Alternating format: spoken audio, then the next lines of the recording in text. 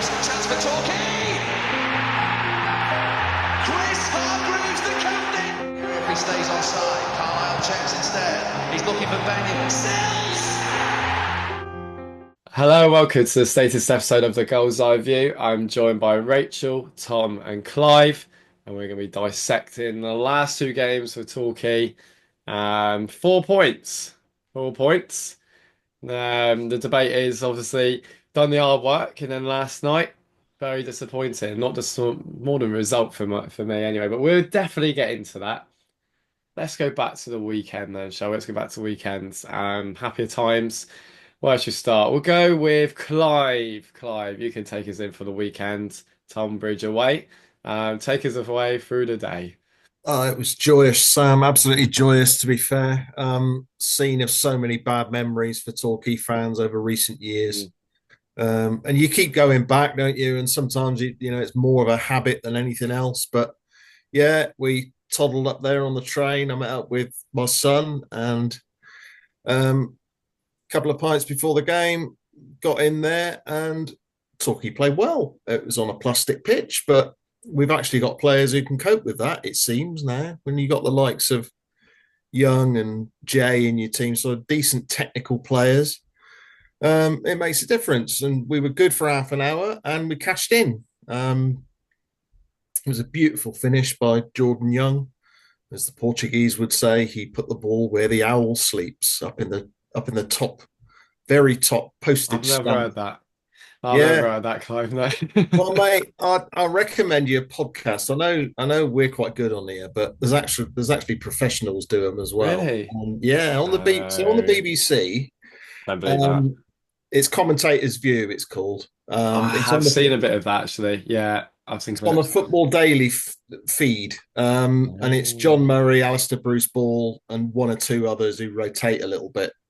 And it's very good. And they're building a sort of football glossary, and that includes sayings from all over the world. And that one stuck with me, where the owl sleeps. And of course, when Youngie nestled that one in the top corner, happy days. So I've milked that for all it's worth over the last few Nice. days.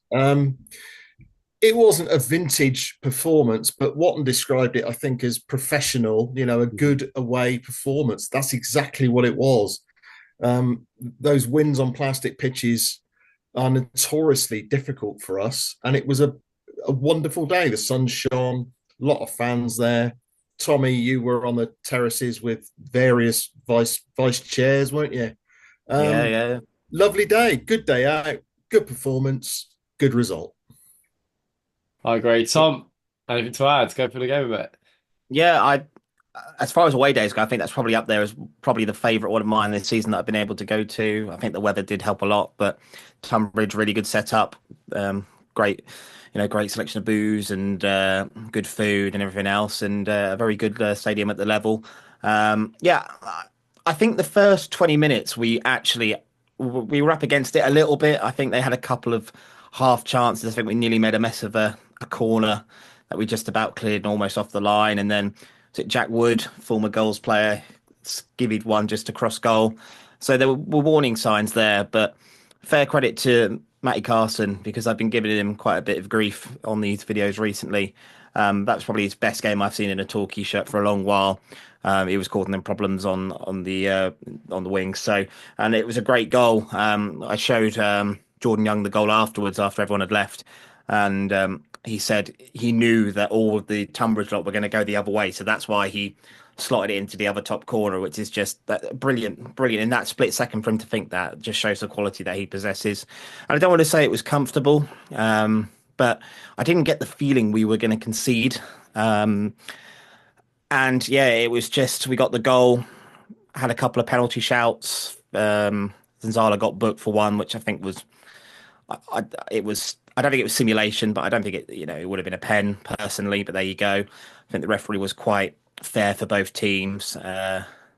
Watching on another Tunbridge YouTube podcast or whatever, really good by the way. They didn't think the referee seemed to have all that good of a game, but we got the job done. It was 3 points. I think that's our first win on plastic. Quote me if I'm not right on that one, but I think that's our first win on plastic. Back-to-back wins.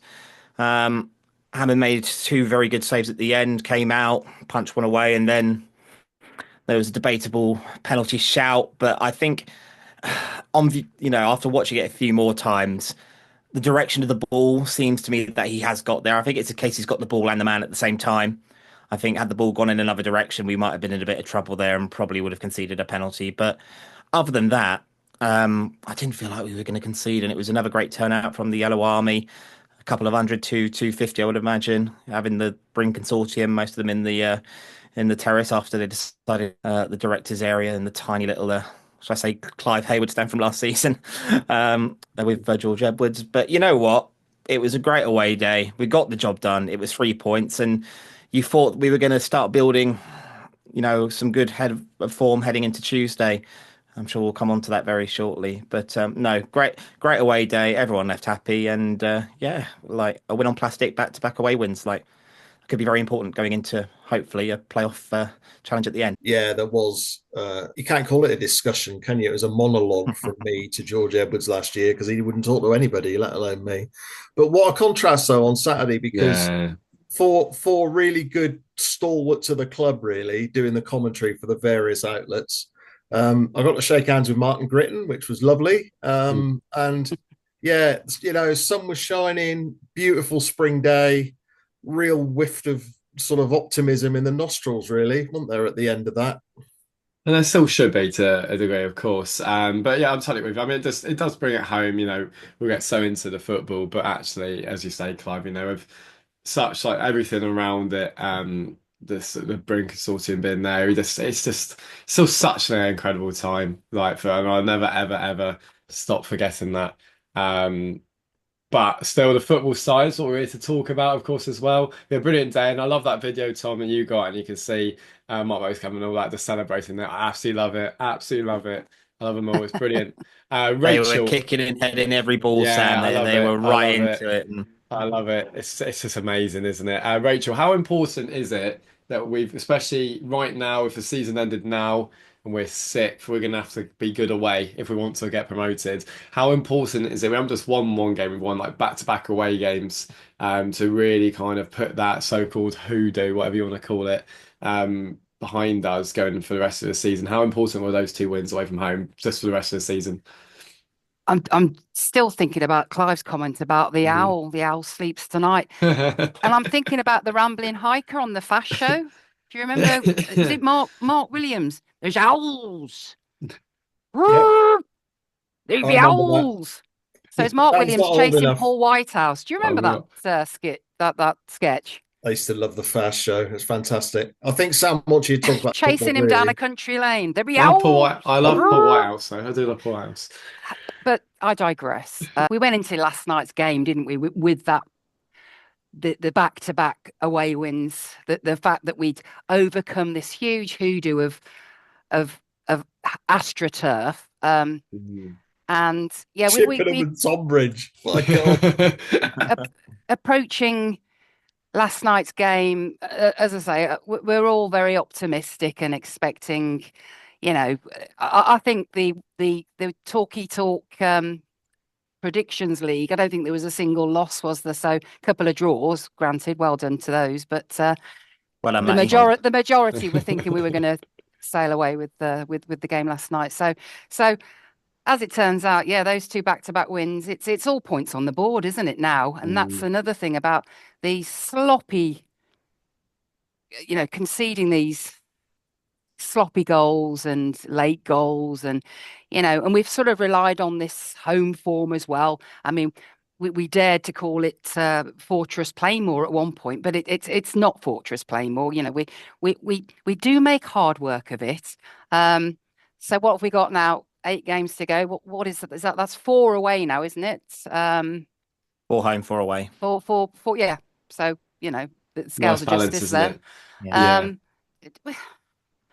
It's really it's difficult, isn't it? Because I was sort of chatting very briefly to Tom before we sort of came on air, as it were. On paper, we've got the players, haven't we? We've got a team that why shouldn't we go on this indomitable run of winning all the remaining games? But we looked totally and utterly shattered last night, didn't we? The players looked tired. There was a few moments. There was actually some nice moments of play. But generally, I thought, we're watching a Salisbury team that came and really sort of showed us how it's done, didn't they? Yeah, it's a very good point. Can I just, before we go into Salisbury, can I just bring Yeah. up Zanzala a minute? Because I know he's not 100% fit, and I was very surprised at Tonbridge that he did play a full 90. Could have made it a bit more comfortable had he had a shot earlier when he was trying to get round the keeper, and he messed it up from there.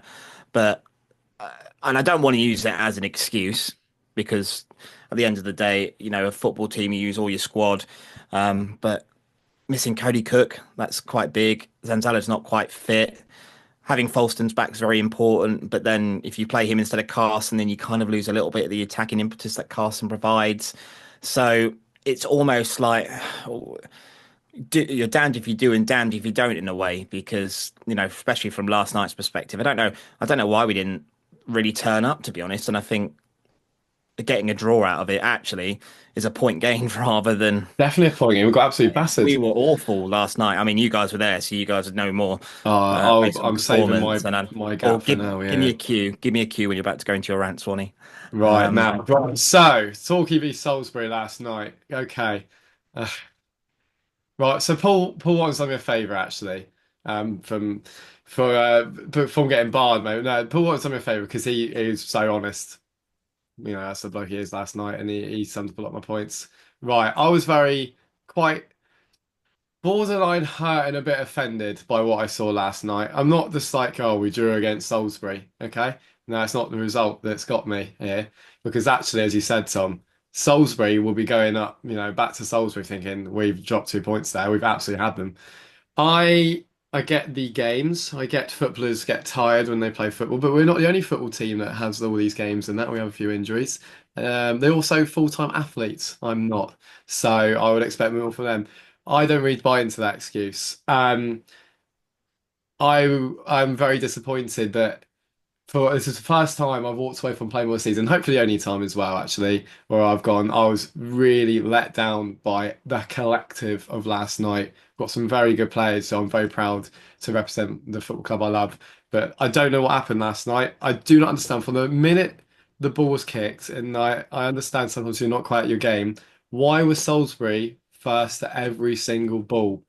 They didn't want it. This whole, well, maybe we thought we won before, but I just don't understand. There was no movement off the ball. There was no anything. Straight away, James Heyman was making saves. We got our goal from a set piece. Yeah, that's good, because when you put the ball into the box, you can cause chaos, Salisbury can deal with it. And then we just were getting so sloppy. They were battering our left-hand side. I'm so happy Carson had a good game at the weekend, but everyone got ripped, to be honest, last night. Everyone did. I was just so disappointed for the entirety of the game. We just didn't create anything in open play at all. We've got so good players, and there's no movement off the ball. It is such a easy thing when, you can go, oh yeah, maybe the fans could, no, you've got to give the fans something. Actually, I think the players got let off quite well by Torquay fans. A lot of other clubs, you put that club into the city, let's go Leeds, Leicester, it's got teams there. Millwall, any West Ham, if you perform like that, you are getting pelters. It was just, it's just nothing. Like, I couldn't understand how there's just no movement off the ball. That can't be a tactical thing. There's just no imagination. I love to be excited, and it's not the first time I felt like this. Usually, for the last 20 minutes, though, we remember what we're doing, and then we get a few goals, then we all feel, oh, I can't moan because we've won, and football's a results business. And I, as Paul Watson said, thought we were going to win last night when it did go 2-2. I thought, despite me getting all miserable in the WhatsApp chat again, we're going to go and win. But we didn't make an attack in 7 minutes of added time, and there was just no. I just couldn't believe just the whole, okay, we're a bit tired. Let's try something a bit different. All we need to do is a few players move off the ball, right? A bit of a move, and then you win a throw. Playmore gets up. Everything gets up. They didn't even give us that. I think it happened like once. We'll get excited for a throw in or a corner or something. Like Musa came on, he was getting the ball, and he was going, right, pass, move. No one was moving. I mean, it's that. So is it Alex Ferguson quote where it's like, "Give me Zidane and t 10 planks of wood." We literally had Musa and 10 planks of wood just looking. I couldn't understand what happened. Is it? I worry for the players a bit. Is it a lack of confidence? I don't really understand. There was no width. Just a few passes. If it's not quite working, if you're not going to get 60 passes together, that's fine. Not many teams can. Put the ball in the box, try something a bit different. We just had it easy. I remember Musa did put a ball in the box. I had a perfect angle of it from the pop side. It's a perfect ball. It's taking the centre back out. It's taking the goalkeeper out. It's put it where if the striker's run onto it, he can hit with momentum. No one was read it. I just couldn't believe what I was watching. I was absolutely gobsmacked last night. 7 minutes. I'll let someone else in a minute. 7 minutes of added time. We didn't put one ball in the box or anything, or we didn't have a shot in open play. 30 seconds of the game left, we put Palmer on up front. We're just passing it between the centre backs. I don't understand football at times. What has gone on with everything? We've got such a good team. I think this team's brilliant. But we limit ourselves so much at times in this season, where if we don't get promoted, I will think, oh, we could have just done so more. Look at what Churro doing now. John Asting's a fantastic manager. We knew I didn't quite think he'd be good this quickly, but I knew this club will do well in the near future. But we just limit ourselves. Come on. We're just so open and so just boring. It's just come on, you've got so much talent in that squad, Musa, everything like that. Jay, just a bit of imagination off the ball. Don't just stand there and try and do 60 straight passes. You're better than that. You don't need to. It's just that over. I don't know. Just that's complete confidence all night. And I've had to be quiet for like a day because I've been really frustrated about it.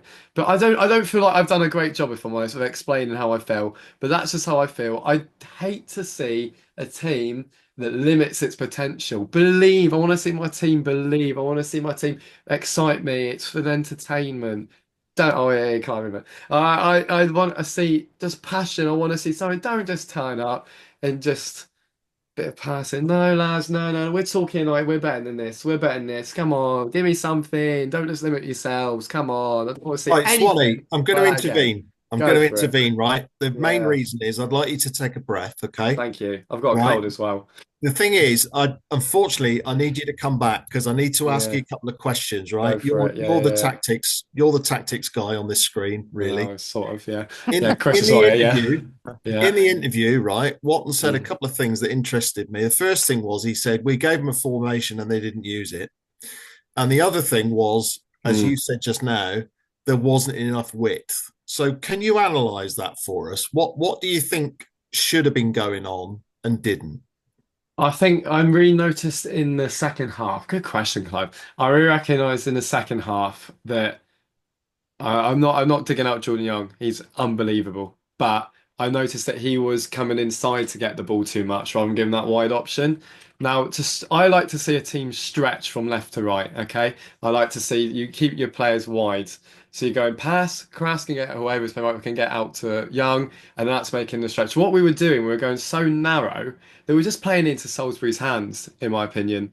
We were making it so easy for Salisbury. Okay, we'll sit back in our blocks and then we'll be fine. Like there was no movement off the ball at all. If that makes sense. There was no imagination. Like usually we get like Young come in here and then Crass come in and get Palmer maybe if he's on the pitch overlapping. We made it so easy for Salisbury all night. We were so predictable, and we just go Dreyer, Dyer, Carson. Oh, no one's made a run. Folson came on. He's a brilliant player, but I mean, nothing really worked for him. And I'm not just putting it down to Folston. It's because he's putting a ball into a place and no one was running. There was just this is like no. You could put it down to confusion. I don't know, but there was just no just thought process. It was like 11 individuals. I couldn't believe what I was watching. I couldn't believe. And I've got one more point. So I got one more point. My one worry about this squad. Okay, I was thinking earlier. Okay,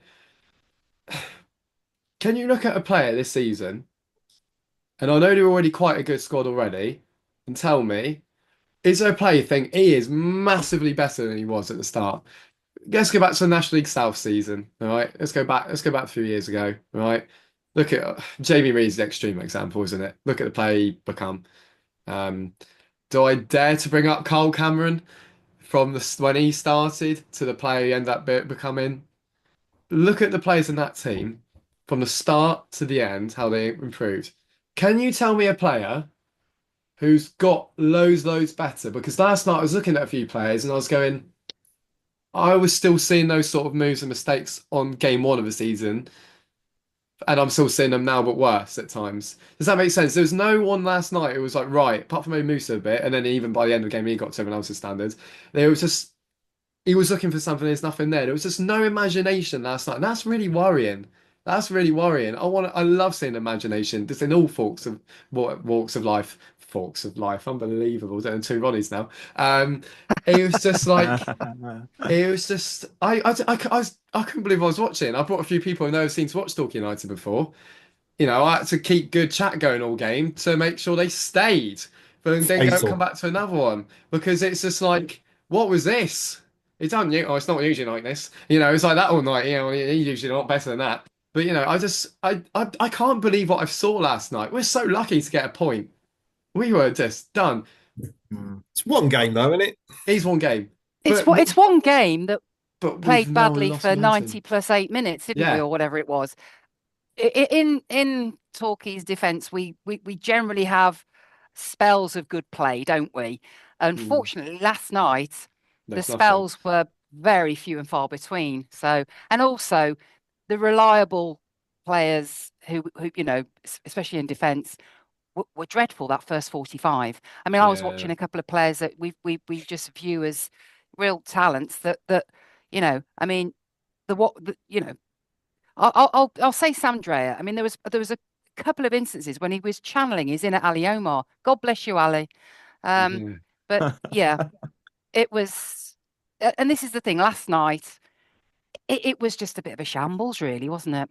And you're right. It was an amorphous mass. It was shapeless. We didn't get to the only time. Sorry, Clive. The only time we sort of started to find a little bit of shape was when the moose came on. For me, Yeah, he's the only one that tried to do something. he was pinging some beautiful balls down the channels, either left and right, really trying to get these players into the game, or you know, pushing them, prompting them. They weren't reading these balls. You know, it was very, very frustrating. It must have been frustrating for Musa. Yeah, I just sorry, I just don't understand why everyone turned like that. So some game players are going to have a few bad games, but that's what's really worried me. Like, I don't understand how everyone's done that. What happens if that happens in a playoff semi-final, quarter-final, final? Or does everyone just turns up and goes, "Oh, what's my job again? I'm a footballer." You know what I mean? It's just really weird. I felt really bizarre. I'd understand that if we'd had a couple of dodgy results and then we're getting to that point where we might be in a few weeks where it's like, well, we can't go automatically promoted. We can only get playoffs now. Nothing much to play for this momentum. We've just won two amazing, for in the context of the season, huge away wins. If we win last night, then we go to Dorking and we win there. We're right at the top of the league. And now all of a sudden we're just kind of, I know it's weird. I just don't understand last night. I never want to see that sort of repression in their play ever again. It's horrible to watch. Tom. Did maybe a few players think we're going to win this? It's Salisbury. They're near the bottom. We're going to walk this.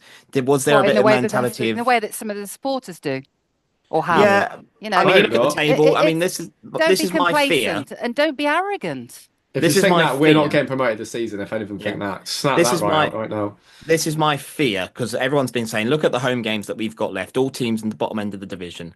Well, that's all good, but these teams, and as most of the teams in this division have come to play more and have played with no fear, the teams at the bottom are going to come to us like we've got nothing to lose. The pressure's off us. They've got to score the goals and they've got to win the games. We'll just play with all the freedom and. Fair play to Salisbury last night. It came down, had a very organised game plan from what I heard on the radio. Yeah, very and good. like we've all been saying, I think a point flatters us immensely. But Massively. if all teams are going to have a bad game heading towards the end of the playoffs, or most teams in the top 7, top 8. So if we were to have it now rather than at Dorking on the weekend, maybe this will wake a few players up and realise, hang on a minute, we can't play like that again. The fans aren't going to tolerate it. 4,000 inside Playmore last night. Again, fantastic effort from the Yellow Army, and you cannot deny the support this season has been absolutely incredible. So we're backing the lads. Why are they? I keep saying it every week. Do you really want this promotion, lads? Do you really want this? Because for me, last night, I after full time whistle blew, I was like, that's it. We're not going to win this league now. We had a faint chance after winning at Tonbridge and Chippenham, but now I think Worthing are probably going to win it, and we're probably a few games behind, a few points behind to really challenge. And Dorking's massive. Like, if we lose at Dorking, then all of a sudden it goes from can we get into the top three to almost can we get a home qualifier? That's what it Yeah. is for me. So, um, yeah, I just very disappointing, and I hope the lads are able to bounce back because maybe promotion this season, maybe it's a year too early for us. That's how I'm sort of viewing things at the moment, perhaps. I mean, obviously, the playoffs are a lottery. Look at Braintree last season. No one really fancied Braintree to win the playoffs, and they did from a qualifier and went away from home. They went away to Worthing in the final and won. So it is possible. But we cannot afford another performance like that, the one we had last night. I just want everyone to leave everything on the pitch for the rest of the season. That's the thing. That's what you want. That's what Torquay fans want. It's what any football fan wants. But yeah, that was just really That was worrying. sort of Paul Watton's maxim, wasn't it, at the start of the Yeah. season? Yeah. You know, my team, the teams I manage, leave everything out there. You will not want for effort. So last night, Yeah. unfortunately, maybe they were giving them their all, but maybe they were genuinely cream crackered. But you It know, just looks shot of confidence. That's really sad. I don't like to see that in a team. I don't like to see yeah, that at all.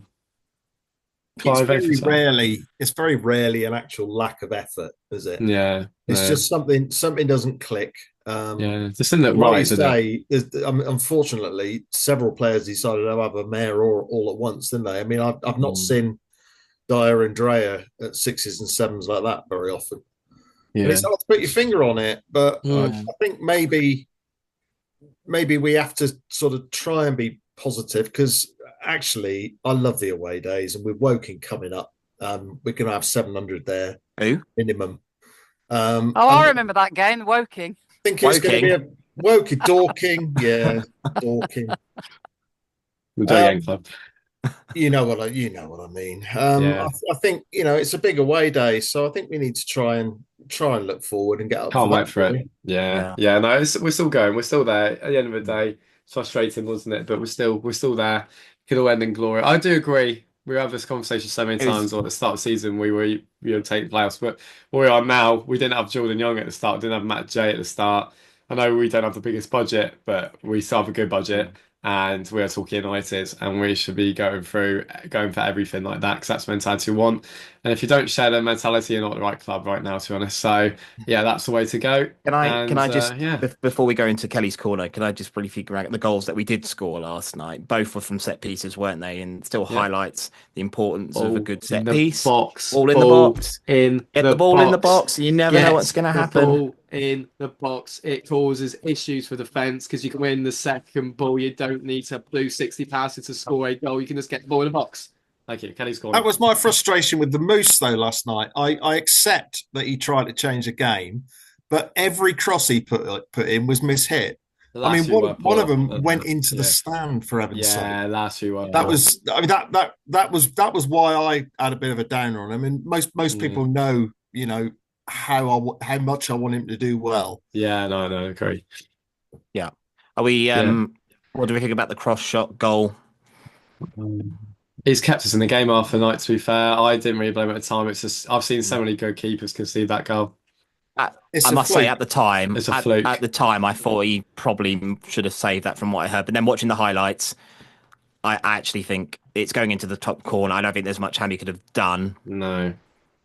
To redress that, the save from, was it Dyer that could have been like the OG of the season. Credit to Brilliant. Hammond. He had that was an amazing save. He didn't do a lot wrong last night, did he? No. Hammy. The referee should have disallowed their goal. It's ungentlemanly conduct. Just shanking in a cross like that shouldn't be allowed. Yeah. Right then, into the corner. Yeah, go for it. So we've asked you this week in Kelly's corner: 1, are you going to Dorking?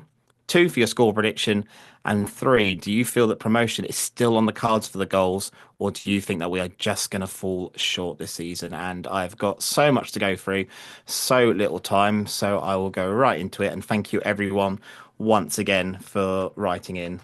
So we start with the ones on Facebook. So we've got Terry Whitehead who says, promotion, no, blown that. I think we'll stay in the playoffs but fall short of top 3, so we'll have to play away. So making the semi-finals, it's dubious. Then if by chance we were to make the final, it's likely we'd be away from home too, and the team that finishes highest of the 2 finalists will host the final. So if we're not in the top 3, it won't be us. Really sad, as we've had an amazing chance this year despite all of our troubles. Individuals in the team are good enough. We just haven't had any consistency, nor often any obvious game plan other than hit it long to Cody and Hope. And Terry predicts a Dorking win 3-1. Phil Upton says, not going to Dorking, sadly. Score will be a 1-1 draw.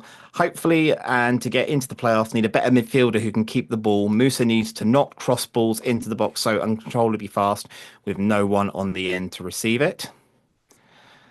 And then a few more on Facebook. Bear with me 1 second.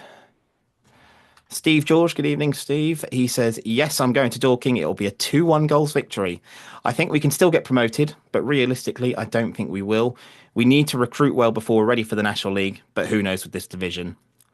Ian Tyson says, no, he's not going to Dorking. Sadly predicts a 2-0 loss. Reckons we'll get the playoffs, but we'll be in 6th or 7th place with away games all the way, and that will be our undoing in either the elimination round or the semi-finals. Darren Rowe says, can't get there now and was looking forward to it. A 1-0 defeat and playoffs now. Who would think about a massive change of fortune on the pitch? And the last one on Facebook is from Gareth Williams, who says, sadly, Torquay are more likely not to get promoted than promoted, having watched most of the London area games this season. After further team investment, next season looks good. Paul Wharton has never had the Gary Johnson confidence this season, probably because he knows we can't kill games off yet like we were able to in the 18-19 season. And Gareth predicts Dorking 3, Torquay 2. And then we go on to the ones on Twitter. Loads to go through. So there's Matt Haywood, who says, we'll win. Sure as eggs is eggs. 2-1. Our form against good teams gives me hope for the playoffs, but we'll obviously need to improve. Rachel says, not going to Dorking. Anything like last night's performance, it'll be a thrashing. And on paper, yes, we're more than equipped on results. Away from home away form this season has been sloppy at home. We may have overshot the runway for 24-25, but in the words of Sabrina Carpenter, please, please, please. Matt Late says he's going to be there. He predicts a 3-2 win for Dorking. He's not convinced that we'll go up this year, but ask me again next week, and I've probably changed my mind. A classic flip-flop fan. Alan Wills says, yes, he'll be going there despite us winning 4 of the last 5 away games that he's missed. He thinks a high-scoring 3-3 draw, and he believes, yes, we're still bang on target for promotion, finding form at the right time with 5 matches unbeaten. Johnny Jones says, does a bear shit in the woods? 3-2 to the Goals and into the playoffs, so anything is possible. My very good friend Alex Brillicum writes in and says, yes, he'll be there. Looking forward to see you there, mate. He says a 2-1 win for Torquay, a double from Musa, and he thinks only if we get into the top 3 and are at home in the playoffs, he thinks the title has gone after last night's results. Jamie says yes, he'll be there with fellow members of the DHAS, hoping for a win, 1-0, but would take a Desmond 2-2 draw. The fight is far from lost. We blow hot and cold, sure, but we're keeping the faith. Chris Wade can't be with us this evening. Looking forward to seeing you on Saturday, Chris. He says yes, absolutely, we'll be at Dorking. He predicts Dorking 2, Torquay 3. And it absolutely is on promotion, probably through the playoffs, though. David Caldwell says it'll be a 2-2 draw on Saturday. Then we've got Richard Martin, who's going to be there. He thinks 2-2, thinks it's going to be very tight. And he thinks, yes, promotion is on if we finish 2nd or 3rd. Our home form is good enough to go through via the playoffs. There's Tibbs Ashton flying across from Ireland, bringing some newbies to an away game. First away game this season for him. I think we maybe get a draw, and focus has to be on the playoffs now and building some form in preparation for the playoffs. At 1899 GM says, yes, they'll be there on Saturday. 2-3 to the Goals somehow, and promotion depends if the players want to. The ability is there, but not sure the desire is. Matthew Roberts says he'll be there on Saturday. He says 3-2. I don't know if that's to Dorking or to Torquay. He says we'll have too many costly defensive mistakes in us. We struggled to keep the ball. We lack imagination, and I don't know if we actually want it enough. He can't see us going up this season. There is Scott. Hmm. Scott, not paying for premium, so he sent a screenshot of his thoughts. No, he won't be at Dorking on the weekend. He predicts a 1-1. Dorking have drawn a few lately, and our away form has improved. He thinks promotion is definitely still possible. First is looking very unlikely, but the playoffs are almost certain. And second and third are still possible. If we finish the season strong and end up in third or above, he reckons that they'll go up, thanks to a home advantage, but not sure we will if we finish fourth or lower. There is George, who says, I'm there. No comment on score predictions. Couldn't call it. Sitting on the fence. Needs a few more attacking players in now for the run-in and the playoffs. Doesn't think promotion is likely. He predicts Worthing and Truro will be going up this season. Ollie Ray says, yes, 6 people going with him on Saturday. Predicts a 2-1 loss. Promotion, probably not, but I'm happy to be proved wrong. Exeter Gull writes in and says he's not going on Saturday. I think the game will be a draw. Need to finish in the top 3. I think we can do it, but we're not going to do it the easy way, as is with every scenario with Torquay United. Ian East says yes, he'll be there on Saturday. Predicts a 3-1 Dorking win. Doesn't think we're going to get promoted this season. Team just doesn't have the mental strength or quality in depth. Going to end up playing away in the playoffs, and that will be that. Max Cochran says yes, he'll be there on Saturday. A 3-2 goals win. Definitely thinks promotion is still on, but top spot is now out of reach. Julian Bishop says no, he won't be there on Saturday. Another draw, he predicts, and we have a 16% chance via the playoffs. There is Cameron Vazari, who says yes, 3-4 to the goals. Ooh, goal fest. Oh, what a Saturday. If we beat Dorking, then promotion is definitely on. And finally, Joe Uggs writes in and says, yes, he'll be there on Saturday, predicts 2-2 and thinks we'll get to the playoff, but promotion is a season too short for this squad as we have a lack of leaders on the pitch, which will see us just fall short. Thank you, everyone. Well done, Tom. Writing in this week, a very interactive Kelly's Corner as always, and look forward to seeing you all at Dorking on the weekend. Apparently we've sold 700 tickets as of this morning, so get them while they're still available. It's going to be great. We have a guest joining our call in about 1 minute. So Tom's done very well under time constraints there, unlike me right now. And we're going to see that in the next episode, actually. Predictions quickly, Rachel, Dorking away. I'll go 2-2. Cool. Head and heart. I think we're going to, 2-2. I'll go 2-1 Dorking, Clive. Everybody sees loads of goals. I'll say we'll get another 1-0 win. Well done. Tom. 5-1 Torquay now. I think it will be... I'll be optimistic. 2-1. Manager of the month, Mark White. So... Cool. There you go. There you go. Perfect. Thank you so much for watching this week, and we can see you in part 2. Here's Hargreaves, chance for Torquay. Chris Hargreaves, the captain. If he stays onside, Carlisle checks instead. He's looking for Benyon. Sells.